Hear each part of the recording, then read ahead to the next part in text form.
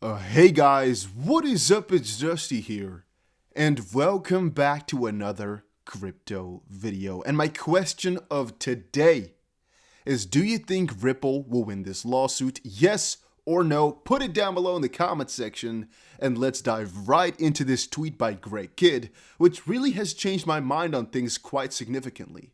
So hear me out. He says, Forbes maximum hypocrisy. SEC suing to dismiss the case from investors by claiming that it's not clear that XRP is a security, whilst suing Ripple for saying that they should have known 7 years ago that XRP is a security. Shameless is what he says. And guys, I've been thinking about this. Let me quickly rephrase this once more. The SEC is now suing to dismiss the case from investors. So there's a case basically against the SEC, but what they're saying, right? The investors basically, what they are saying is the SEC has ruined the XRP price for XRP investors by claiming that XRP is a security. The SEC in response says we actually did not claim that XRP is a security, as it is yet to be determined. We don't really know. However, in their case against Ripple, what the whole case is about, mostly actually for Brad Garlinghouse and Chris Larson, is that they should have known that they were selling investment contracts, basically saying they should have known that XRP was a security all along. Yet, what kind of doesn't make sense is they've been investigating this for so many years, yet Ripple is now said to should have known 7 years ago that they were a security, yet in all these 7 years, the SEC has never told anybody that they're a security, nor are they saying that it is actually a security right now. So that doesn't really make any sense, right? And I also retweeted this and said, he's onto something, because he really rephrased it in the easiest fashion where now it kind of clicked in my head. When I first read this article, the maze itself was kind of difficult for me to understand exactly where the maze laid. I'm not sure what it's in laid. But now that I've read that, I'm like, yeah, it all clicks. It's like, damn, everything just fills into the right pocket. The title here was, a potential class action against the SEC suggests its decision to sue Ripple was misguided. In end of things, it just doesn't really make any sense what's happening right here. Like, it's not a 1+1 type of thing here. It doesn't make any sense. The SEC is saying they should have known, yet nobody should know. All right, so that's my 2 cents on that one. It's just really, really odd. Then, a little bit of a deeper one, so sit down for this one as it goes a little bit bigger. This is a attorney, right? Or at least a lawyer. Is that the same thing in the US? I'm not sure. Once more, guys, I am not a native English speaker, and I'm sometimes a little bit too honest in saying that I don't know what some words are, that I can't find the translation in my head quickly enough. Because trust me, all this is going to be one take, so if I mess up, you're going to see it, all right? I re-record sometimes if I mess up too bad, but my theory that it's all about Ripple's escrow.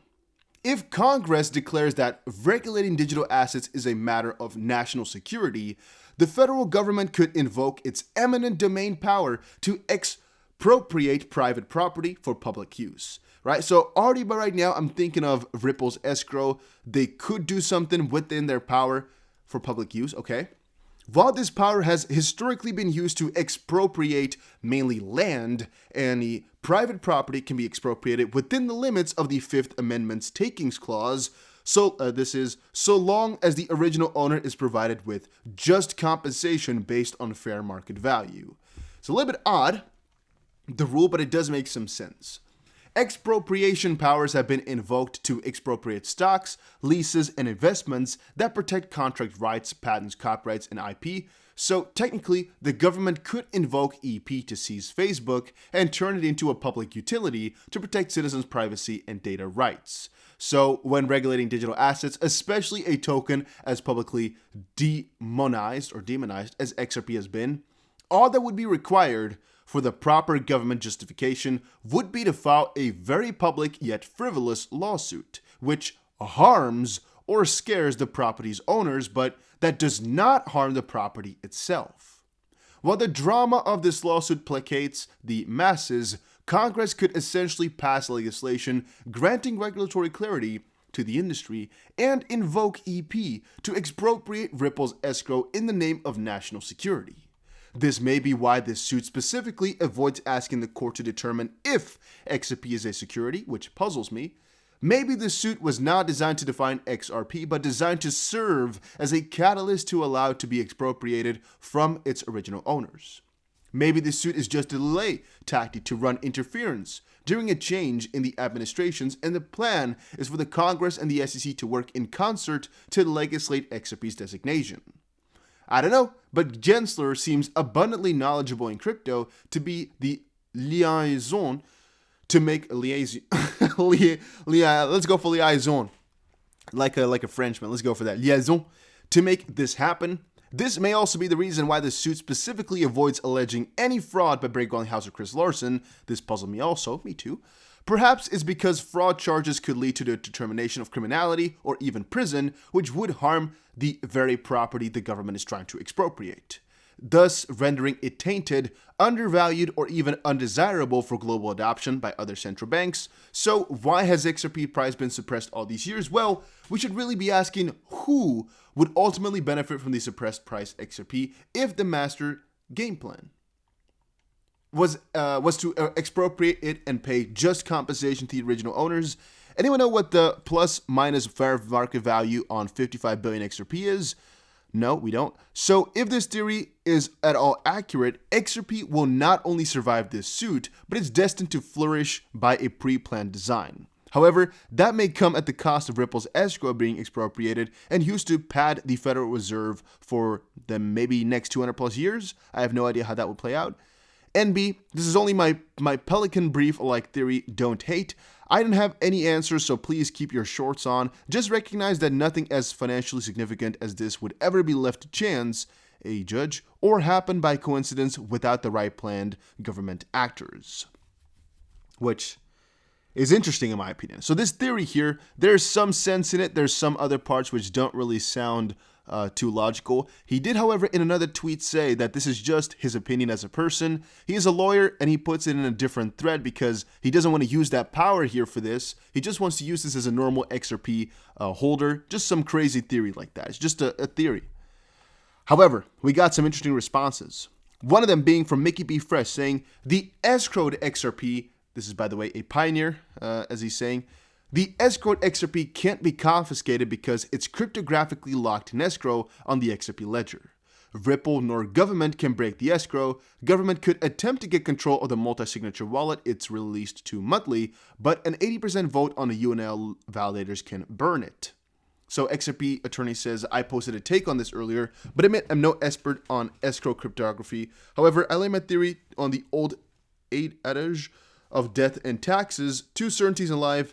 The latter only tells me that if a government wants something bad enough, they're going to get it from you at some point. And to this one, I can only say, well, since we are not officially sure who the, validators are, in this case here, with validators, one thing becomes kind of interesting, right? You can actually choose the nodes that you want to work with. There's a unique node list, and there's actually it's kind of the trusted ones that Ripple usually recommends to people, which is mostly used, which includes ones that Ripple has easy access to, in my opinion. But it's not really necessarily that way that you have to. But what I'm kind of wondering, what I'm kind of getting to here is, would Ripple have enough influence to actually let all those 80% that's necessary change their minds because it's in a better of XRP, right? From a certain degree, I'm thinking, well, they could do two things. It's either burn it all or give it away to the government. Which one would they choose then had the proposal been brought up? I kind of wonder about that.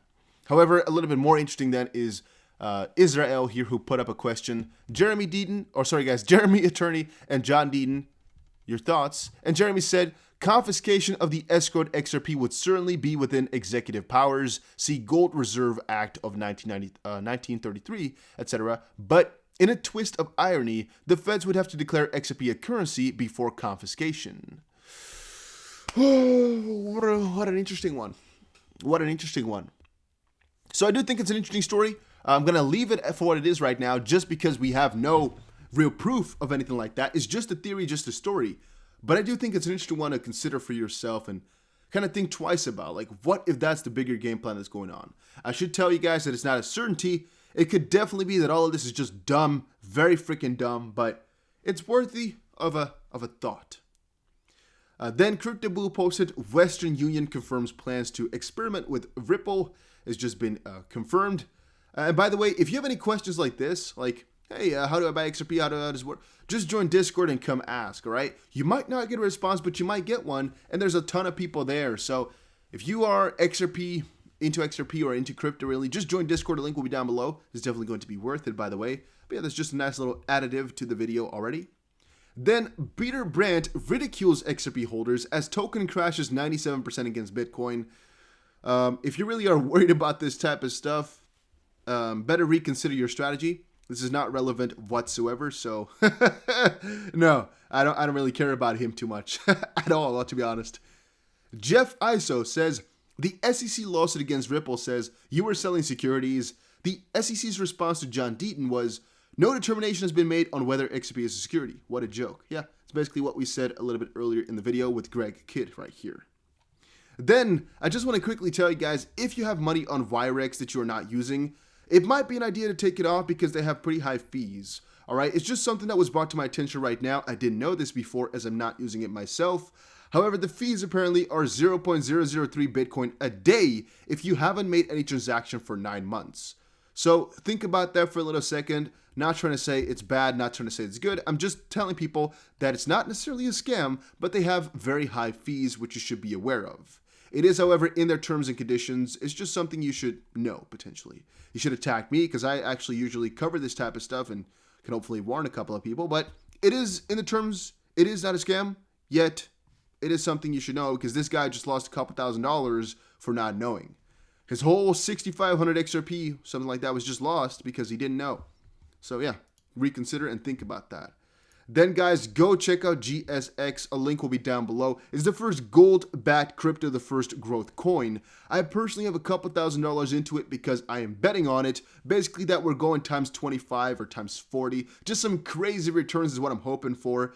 Right now, it's 10 cents per coin, plus a 7% bonus, plus a 5% bonus for using my link. And I'm hoping to see a couple of dollars hopefully soon. Why am I saying that? Well, it's because it's basically a bigger bet, right? It's the first of its kind.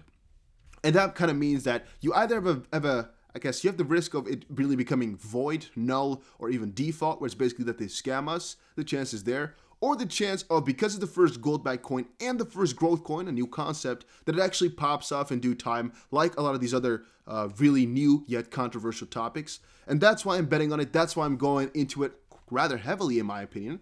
That's why I put so much money into it, because we got to try some stuff. And that's why I'm going for this one. And then just a little piece of news as well. Ripple to dispose stake in MoneyGram shortly after announcing end of a business relationship. Yeah, it's what happens, all right? I'm not exactly sure what happened over there. I guess they just agreed to disagree and they got done with it all.